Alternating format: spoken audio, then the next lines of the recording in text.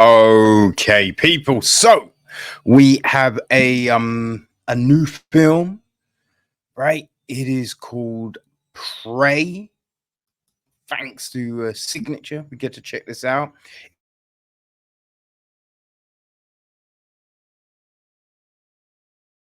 Will maybe.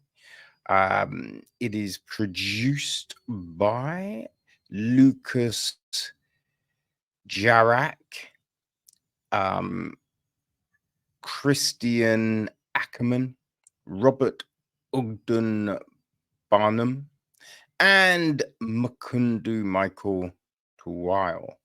It's executive produced by Nicholas Chartier, Luke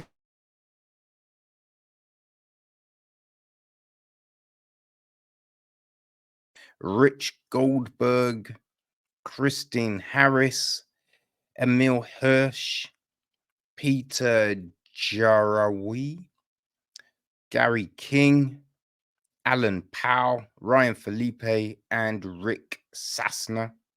It is co-executive produced by Mark Mundy, and it is associate produced by Sammy Farber. Andreas Smith handles the music. Fahad Ahmed Davil is cinematography. Miriam Arndt edits the piece. Casting is Neely Instein. Production design, we got Damon Lund and Russell Thomas. Costume design is Susan Dupner-Sunak. Hair and makeup, special effects, we got Robert Kern III, Melanie Young, and Katie Jacobs. So, our cast. Who is our cast? Well, actually, I can, yeah, I just realized I've got a better way of doing the cast. We have got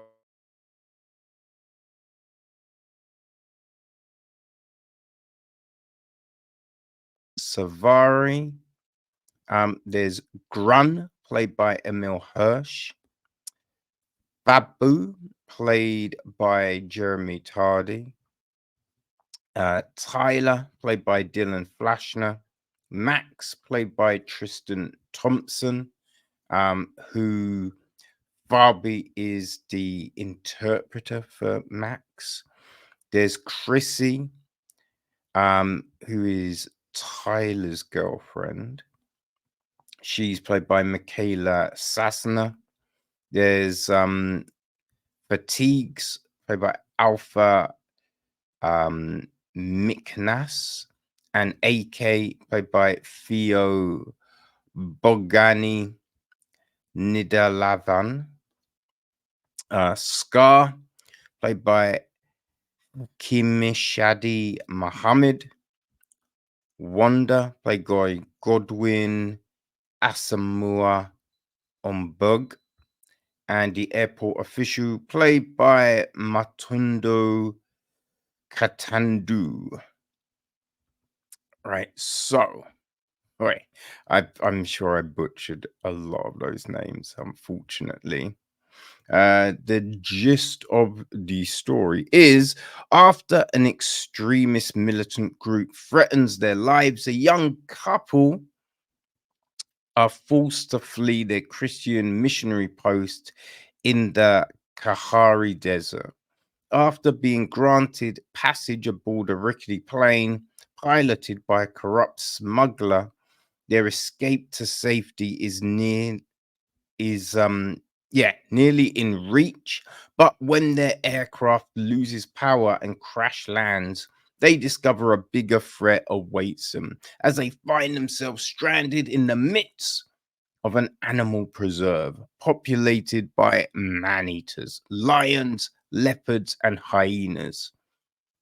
Injured, frightened, and being tracked by the extremists, this ragtag group of passengers must fight for survival from both man and beast, where only the strong will survive. So we do have a statement from Mukunda Michael, right? It says, in spite of prey being an extraordinarily difficult shoot, I'm very happy with what we managed to achieve. Ryan and Emile's visceral performances and such an emotional score are a winning combination. Yeah, I mean, it's not a lot, to be honest. That's not uh, overly forthcoming from the director, which is a shame. But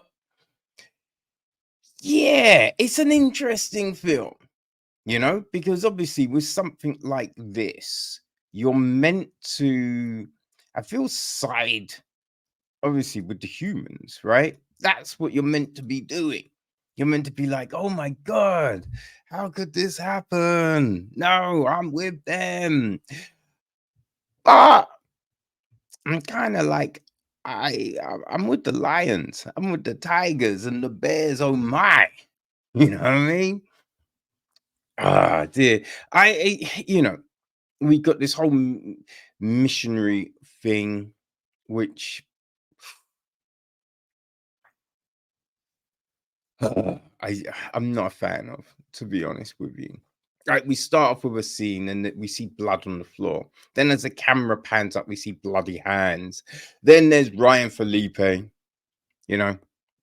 He's yeah, he's a surgeon and he is lamenting the loss of a kid he could not save. All right, that's Andrew. Sue, we then see Sue, his wife. She's, doing the prayer with all these kids sitting underneath this tree. And it's just all a little condescending, I feel, for me anyway. You might find it fine. I was just like, ugh. And, it then comes apparent that, yeah, this extremist group know they're there and they want American hostages. So now they have to flee. And it's, oh, but, God is on our side. We just get all of that nonsense, right? Which is just stupid. Right? If you're in a certain part of the world, it's hostile. There's what dangers are there. You're gonna prep for those things. There's gonna be exit strategy. What do we do if this happens? What do we do if that happens? Obviously, this is what you would do. It becomes apparent later on that they've made this trip many times, right? This isn't their first time there. So, you would definitely have that knowledge. You definitely would have that understanding. But it's all a bit, and then we've got Andrew meant to be this man of God and all of that, but not necessarily the most pious man when it comes to interactions, right? There's always seems to be a bit of an attitude, and demanding and all of this, especially when it comes with the plane. Is there late additions? You might not agree with everything, but your life's in danger. So it's just you just take whatever opportunity arises, right? That's what you would do. Now, the with the plane, look, there's no seatbelts, plane crashes. You would think everyone's gonna be fucked up in that kind of situation. That's what you would think, right? That's what you would think. And one person only gets injured really because of the stupidity of everyone involved. Because they didn't look like, it didn't look like what it was before people got involved. Let's just say that. Right. So so when they crash, we have them all, in disarray and everything like that. And then we keep on getting these scenes cut to a group of elephants walking along the plains and then lions. Blah, blah, blah.